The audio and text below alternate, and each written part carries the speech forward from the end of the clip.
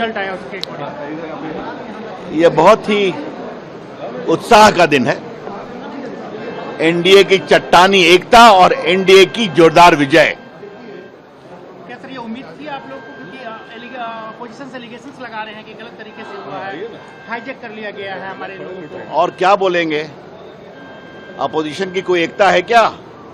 मैं एक ही बात पूछता हूं कि इतनी बार बोल रहे हैं, कांग्रेस पार्टी के नेता राहुल गांधी ने अपनी बिहार के पार्टी के विधानमंडल को नेता बनाया है क्या? कुछ नहीं। और आरजेडी का क्या हाल है ये भी आप जानते हैं, इसलिए उनकी बात पर मुझे कुछ नहीं कहना है। लेकिन आज बहुत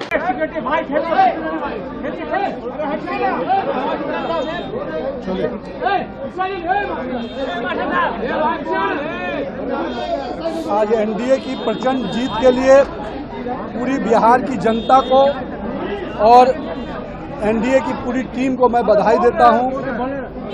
बिहार की इकाई ने एक सफलतापूर्वक प्रचंड जीत दी है और मैं कह सकता हूं कि माननीय मुख्यमंत्री जी और पूरा एनडीए का कुनबा, हमारे दोनों उप मुख्यमंत्री, सभी पार्टी के प्रदेश अध्यक्ष और पूरी एनडीए की टीम ने एकजुटता के साथ मजबूत प्रदर्शन किया है।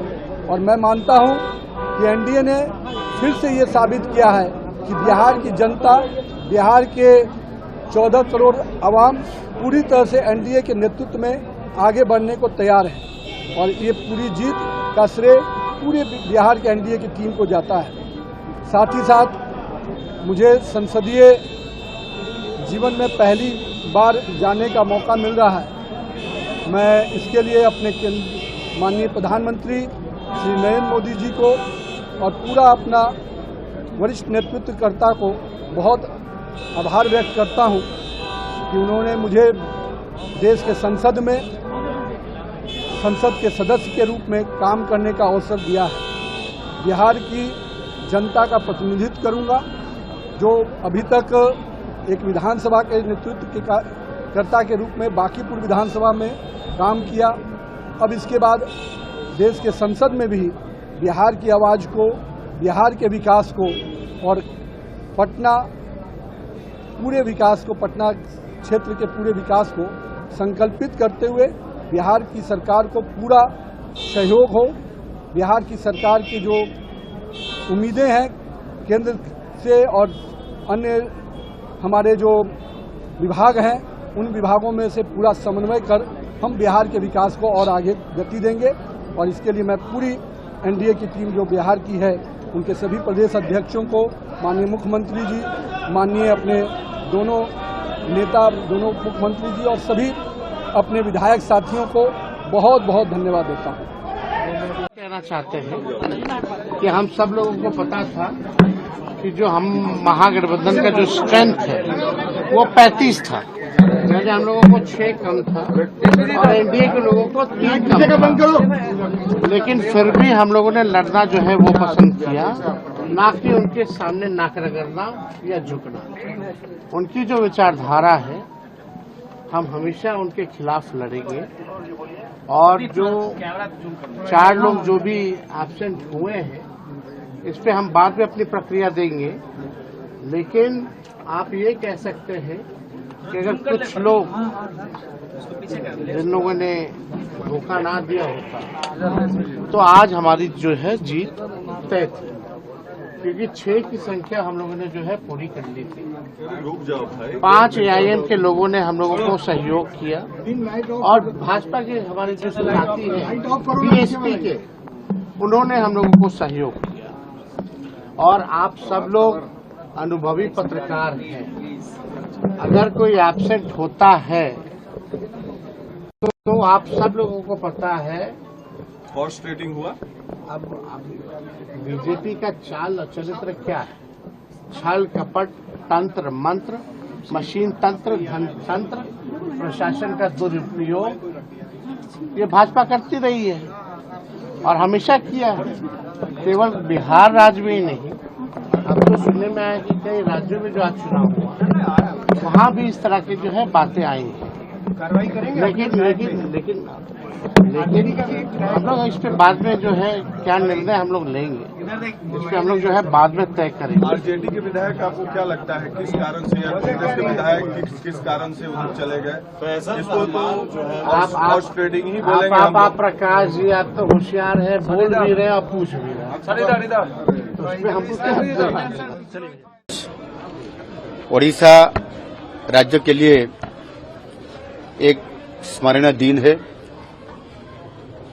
आज का राज्यसभा चुनाव में हमने तीनों कैंडिडेट दिए थे और तीनों के तीनों ही हमने जीत लिए। बीजेपी और बीजेपी समर्थित जो तीनों प्रार्थी हैं,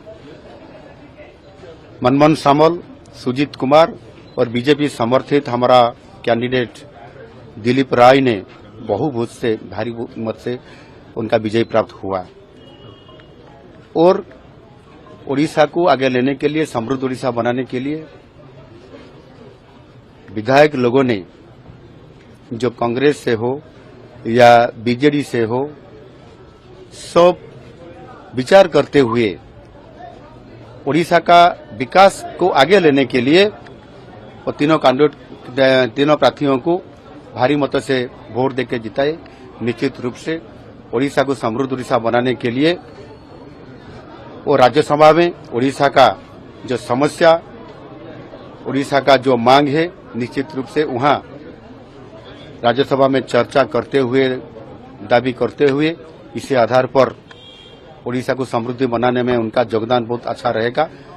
महाप्रभु जगन्नाथ उनको शक्ति दें और निश्चित रूप से अगले दिन में ओडिशा, विकसित ओडिशा बनाने में आगे बढ़े और माननीय यशस्वी प्रधानमंत्री नरेंद्र मोदी जी का जो सपना है, जो संकल्प है 2027 में विकसित भारत बनाना, इसी को सहयोग दें और इसी के लिए काम करें और ओडिशा विकसित भारत बनाने में एक ग्रोथ इंजन का नाते काम करें। इसी आधार पर निश्चित रूप से आज का दिन जो विजय प्राप्त हुआ, इसी आधार पर निश्चित रूप से मैं धन्यवाद देता हूं। सुप्रीमो नवीन पटनायक ने बोला हॉर्स ट्रेडिंग करके ये किया है और जो जिनके बेटे का क्रिमिनल चार्जेस था उन लोगों ने, मैं उनके बारे में ज्यादा नहीं बोलूंगा। देखिए, जो जीता वही सिकंदर, लेकिन जो जीता क्यों जीता, उनके कोई तो क्वालिटी है, कोई तो योग्यता है और उनको आगे लेने में जो विधायक लोग ने समर्थन दिए, हमारा सरकार के भरोसा करके, हमारा पार्टी को भरोसा करते हुए वो लोग समर्थन किए और निश्चित रूप से उसी समर्थन ओडिशा को आगे लेने के लिए उनका जो विश्वास मैंने भाजन आज बना हुआ है, इसी आधार पर निश्चित रूप से हम आज बहुत बड़ा बहुमत से हमने विजय प्राप्त हुए। Thank you.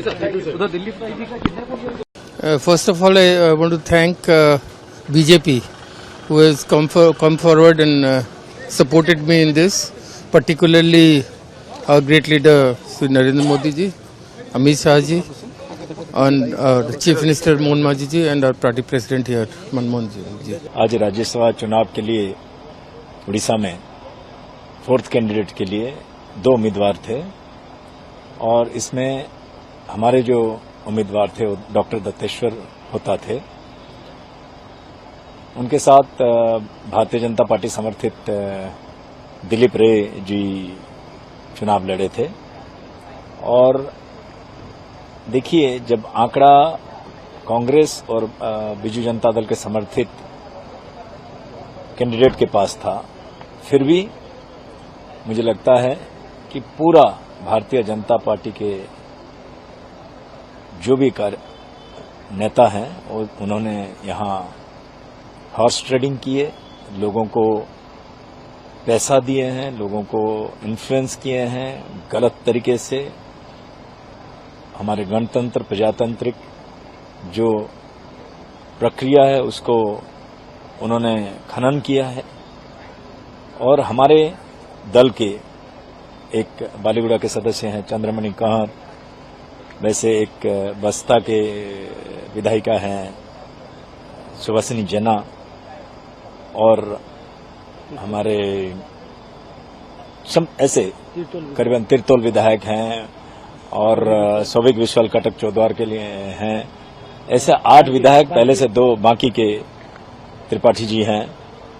तो ऐसे 8 विधायक, पहले से 2 सस्पेंडेड थे उनकी एंटी पार्टी एक्टिविटीज के लिए, और अभी 6, तो पूरा 8 विधायक ने पूरा गणतंत्र का खिलाफ अपने एंटी डिफेक्शन लॉ के कानून के तहत आते हैं और मुझे क्रॉस वोटिंग किए हैं।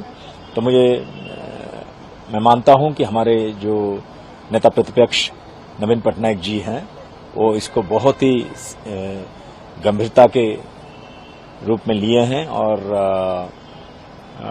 आगे चल के इन सदस्यों के खिलाफ कॉन्स्टिट्यूशनली जो कार्रवाई करना है वो तो करेंगे, और हमारे बीजू जनता दल के पार्टी के तरफ से भी उनके विरुद्ध कार्रवाई की जाएगी। ये आस्था और उड़ीसा का समृद्ध करने के लिए जो इनका इच्छा शक्ति, तो हमने सब मिलकर एक टीम स्पिरिट में काम करेंगे, उड़ीसा को समृद्ध करेंगे और भारत विकसित भारत होगा, इस संकल्प के साथ काम करेंगे। ये प्रधानमंत्री की इच्छा है कि उड़ीसा 1 नंबर राज्य बने, तो ये दिशा पर हम कार्यकर्ता के नाते जरूर इसमें सबने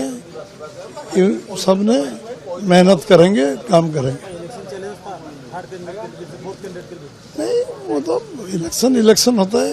हम तो पहले डे 1 से बोलेंगे कि हम चुनाव जीतेंगे। प्रधानमंत्री का इच्छा है, होम मिनिस्टर का इच्छा है, राष्ट्रीय अध्यक्ष का इच्छा है, वो हमारा पूरा तीनों कैंडिडेट जीते। इस दृष्टि से हम पहले डे 1 से बोले थे। जो विकसित भारत और सशक्त उड़ीसा का जो सपना है उसको पूरा करने के लिए जो उड़ीसा का और देश के जो विभिन्न विषय हैं सबके बारे में मैं राज्यसभा में मेरे से जितना हो सकता है पूरा कोशिश करूंगा। खासकर कालाहांडी जो मेरा जिला है और केबी के अंचल, इसमें जो मौलिक विषय हैं कनेक्टिविटी को लेके, शिक्षा को लेके, स्वास्थ्य को लेके या फिर टेलीकॉम इंफ्रास्ट्रक्चर को लेके, ये सब विषयों को मैं खास ये दूंगा।